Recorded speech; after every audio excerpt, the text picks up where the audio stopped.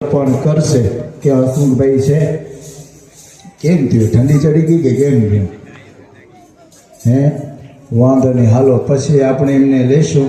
તો અત્યારે આજના મહાપ્રસાદના યજમાન એવા કાનજીભાઈ માવજીભાઈ નાકરાણી, ધર્મપત્ની લીલાવતીબેન, સુપુત્ર સુરેશકુમાર, કુસુમબેન, સુપુત્ર ભાવેશકુમાર, પત્ની વીણાબેન, પૌત્ર હેત, અનુજ, ક્રિશિલ સપરિવાર તરફથી વાલા ભક્તજનો આજે તમને મહાપ્રસાદમાં ફરાળી ભેલ, એ પણ વીઆઈપી ફરાળી ભેલ આ કાનજી બાપા સમસ્ત પરિવાર વતી છે.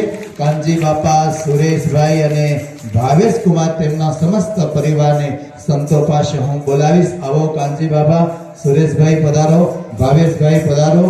વાલા ભક્તજનો, 1 મહિનો થયો હો ધનુર્માસ.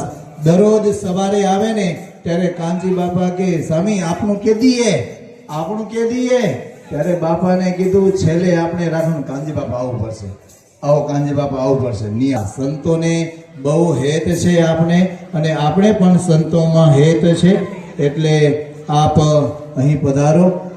કાનજી બાપા દરરોજ પૂછે મારી પ્રસાદીમાં શું બનાવશો, ને કે મને કરવું છે છેલ્લા દિવસે. હું કીધું આવે છે એકાદશી, તો કેમ કરશું? તો કે કાંઈ વાંધો નહીં, એકાદશીની જમાય એવી પ્રસાદી કરીએ. હું કીધું શું કરશું? પોળી કાઢી દઈ. તો કે ના, પોળા થોડા દેવાય, ઘનશ્યામ મહારાજ કેટલા સુખી કર્યા છે તો મારે બધા હરિભક્તોને પેટ ભરીને જમાડવા છે.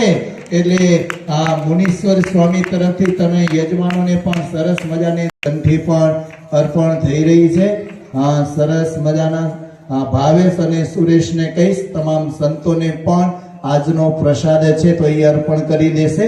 અને સાંખ્યોગી બહેનોમાં સુરેશભાઈ આવો, સંતોને બધા સંતોને આ પ્રસાદ અર્પણ કરી દો.